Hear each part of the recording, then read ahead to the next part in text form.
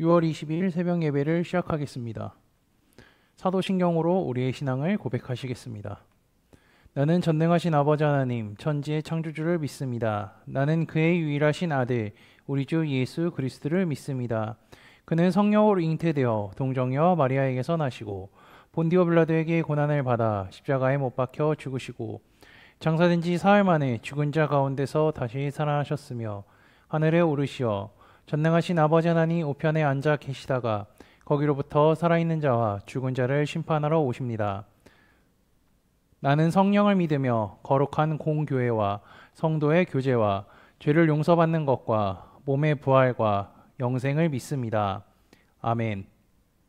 다 함께 찬송가 545장 찬양하시겠습니다.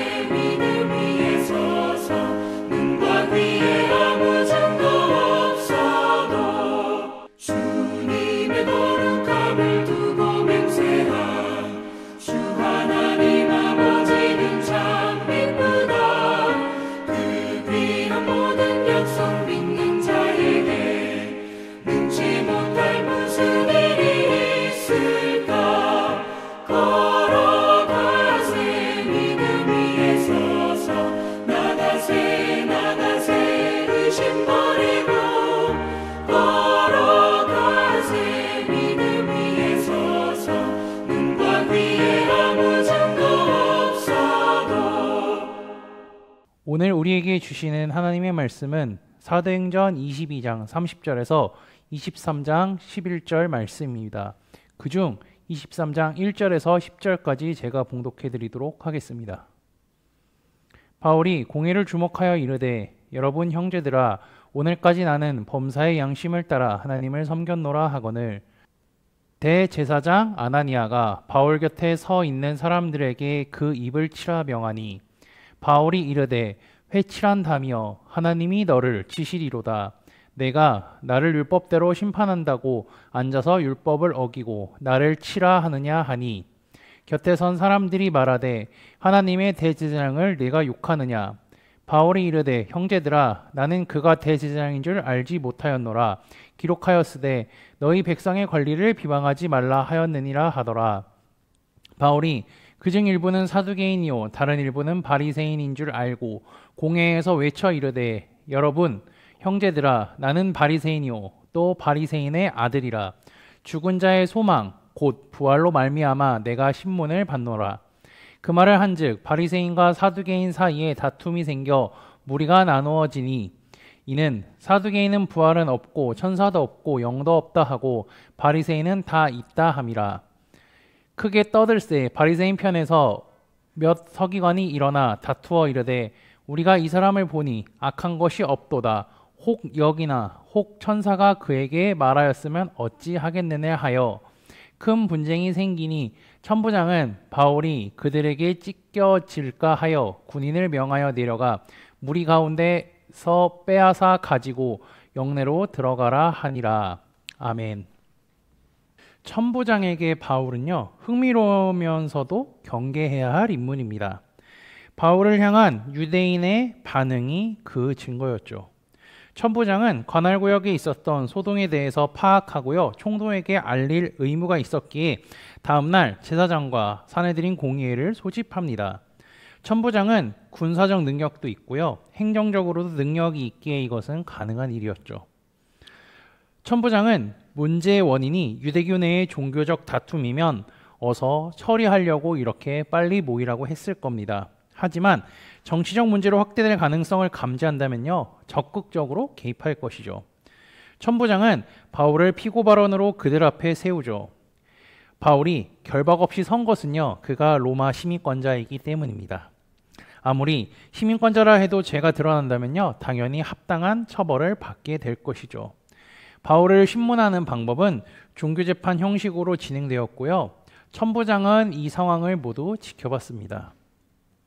어제까지 살펴본 내용은 바울이 쇠사슬로 묶인 채 층계 위에서 선포한 설교 형식의 변론이었던 것을 우리는 말씀을 통해 봤습니다. 그리고 그때는 층계에서 이야기를 했죠. 그리고 오늘 본문은요, 공회에서 이제 말을 하고 있는데요. 층계에서나 공회에서나 사람들은요, 바울을 죽일 듯이 쳐다보고 있습니다. 그런 상황 속에서 바울은 주눅들지 않고 당당합니다. 왜냐하면요, 하나님이 그와 함께 하시기 때문입니다. 바울은 자신이 오늘까지 한 점 부끄럼 없이 하나님을 섬겨왔다고 고백하죠. 여기서 섬겨왔다는 단어의 뜻은요, 시민으로 살다라는 의미도 가지고 있는데요. 이는 바울이 하나님 나라의 시민으로서 그에 걸맞는 의무와 책임을 가지고 살았다는 것을 의미하기도 합니다. 바울은 자신을 택하신 하나님과 또 자신을 이방에 보내신 예수님 앞에서 소명과 사명에 걸맞는 삶을 살아왔습니다. 이와 반대로 종교 지도자들은요, 바울의 진술을 탐탁해 하지 않을 뿐더러 다시 분노하기 시작합니다. 그들은 바울의 발언과 행동을 모두 신성모독으로 정했기 때문에 그들에게 바울은 배교자며 변절자일 뿐이죠. 2절에 대제사장 아나니아가 바울의 입을 치라고 명령합니다. 대제사장의 명령에 바울이 그에게 선언을 하는데 3절에 이야기하고 있죠. 하나님이 너를 칠 것이다. 그리고 너는 율법에 합당한 죄를 이야기하지 않고 오로지 권력으로만 하고 있다라고 지적합니다. 대제사장에게 어쩌면 이것은 저주와도 같은데요. 이렇게 저주를 내리는 바울을 보자 주변 사람들은 오히려 바울에게 삿대질을 하며 말합니다. 하나님의 대제사장을 내가 욕하느냐. 이들이 이렇게 말한 이유는요, 율법은 대제사장을 저주하지 말라고 했기 때문이죠. 이렇게 바울에게 삿대질하는 사람들을 향해서 바울이 이제 이야기를 듣잖아요. 듣고 난 뒤에 바울은 자신의 잘못을 인정합니다. 바울은 자신을 죽이려고 했던 사람들이 워낙 많았기 때문에 아나니아를 공연 중 하나로 생각해서 말했던 것이죠. 이제 다시 대화의 주도권이 바울로 넘어옵니다. 바울은요, 6절부터 자신의 이야기를 다시 하기 시작합니다. 바울은 공연들의 구성원이 사두개인과 바리새인으로 되어 있다는 것을 알았기에 바리새인 출신인 자신의 강점을 이용해 두 부류 사이에 끊임없이 논쟁되었던 부활 문제를 끄집어냅니다. 오로지 바울을 죽이기 위해 모였던 사람들이 이 부활의 문제를 끄집어내자 서로 싸우기 시작합니다. 그러다가 바리새인 중에 몇몇은요, 바울을 향해 그가 악한 것이 없다라는 변호도 하기도 하죠. 바울의 지혜로운 신문은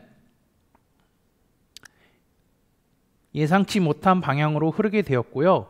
결국 그의 결백이 드러나게 되었습니다. 심지어 바울을 가운데 두고요, 두 파 간의 싸움이 일어나자, 그리고 그것이 점점 격해지자 천부장은 그곳으로부터 바울을 꺼내기까지 합니다. 그런 다음에 이제 그날 밤에 바울은 환상을 보게 되죠. 주님이 그에게 나타나 사명을 주십니다. 11절 중반부죠. 주님은 그에게 담대하라라고 말합니다. 바울에게 위로와 용기를 주는 말이죠. 그리고 앞으로 펼쳐질 일에 대해서 설명해 주십니다. 내가 예루살렘에서 나의 일을 증언한 것 같이 로마에서도 증언해야 한다. 지금까지 수많은 폭력, 구타, 그리고 목숨이 위태한 상황 속에 있었던 바울이지만 담대하라는 하나님의 말씀을 듣고 그리고 로마에서도 복음을 전해야 된다는 사명까지 받게 되고 있죠. 바울은 이 밤에 주님의 음성을 듣고 어땠을까요? 성령께서 자신과 함께 하신다는 것과 그리고 몸이 아프고 힘들고 쇠사슬에 묶여 있을다 할지라도 자신이 목숨을 다해 복음을 전해야 한다는 사실을 깨달았을 것입니다. 바울은 계속해서 어려운 상황 가운데 있지만 주께서 모든 환경을 통치하고 이끌어 가신다는 사실을 우리는 확인할 수 있습니다. 그리고 지혜도 주시고 피할 길도 열어주신다는 사실을 우리는 알고 있습니다. 이제 바울은 예루살렘에서 로마로 이동할 것입니다. 그리고 그가 가는 길은요, 고난과 힘듦의 연속이지만 어떠한 상황 속에서도 흔들리지 않는 믿음을 주시는 주님, 진짜 흔들릴 상황이 온다 할지라도 피할 길을 열어주시고 위로해 주시는 하나님을 바울은 경험했습니다. 그리고 우리는 말씀을 통해 보았습니다. 하나님께서는 바울에게 하셨던 것 같이 우리에게도 마찬가지입니다. 우리가 믿음을 굳게 지키려고 할 때에 그리고 그 굳게 지키려다가 믿음이 무너지고 흔들릴 만한 상황이 닥쳐올 때에 주님께서는 피할 길을 열어주시고 지혜도 주시고 이겨낼 힘을 주실 뿐만 아니라 위로해 주실 것입니다. 오늘도 그 하나님과 동행하며 살아가는 코너스톤 믿음의 형제 자매들이 되시기를 주님의 이름으로 축복합니다. 다 함께 찬송가 357장 찬양하시겠습니다. 주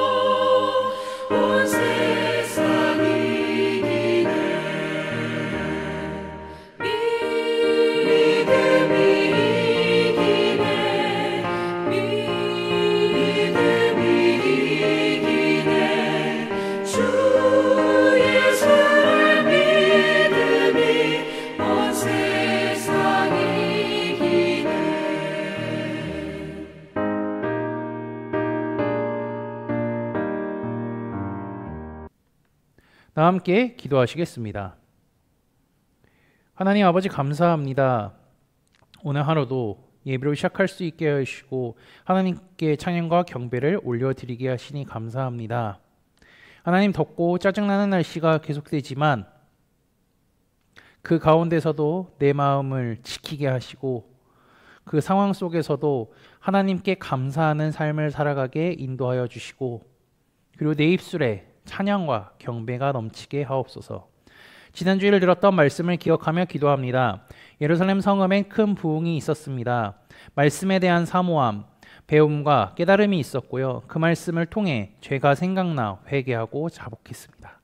그때 하나님께서 큰 부흥을 주셨을 뿐 아니라 깨달은 하나님의 말씀을 끝까지 믿고 지키게 하셨던 성읍이 예루살렘이었음을 기억합니다. 하나님, 느헤미야 시대에 예루살렘 성읍에게 주셨던 부흥이 우리 코너스톤 교회에도 있게 하시고 날마다 말씀을 듣고 배우고 믿음으로 말미암아 살아가게 하사 내 입술과 맘에 하나님의 말씀이 멈추지 않고 살아 역사하게 인도하여 주옵소서. 바울은 공회원 앞에 섰습니다. 그 가운데도 두려워하지 않았습니다. 하나님을 온전히 섬겼다고 이야기했습니다. 이 재판이 잘못된 경우에는 자신이 죽을 수도 있지만 주님께서는 피할 길도 열어주시고 이겨낼 지혜도 주셨습니다. 그리고 그날 밤 주께서 직접 나타나 위로해 주시고 믿음을 굳건하게 해주시며 해야 할 사명을 다시 한번 상기시켜 주셨습니다. 하나님, 우리가 믿음을 끝까지 지킬 수 있게 하시고 믿음이 흔들릴 때에, 어려울 때에 위로해 주시고 이겨낼 힘을 주실 주님을 바라보며 살아가게 하옵소서. 내 삶의 주인 되신 예수 그리스도의 이름으로 기도합니다. 아멘. 이 시간 합심으로 기도할 제목들을 나눕니다. 먼저 형제자매들의 고통을 위해서 기도해 주시고요.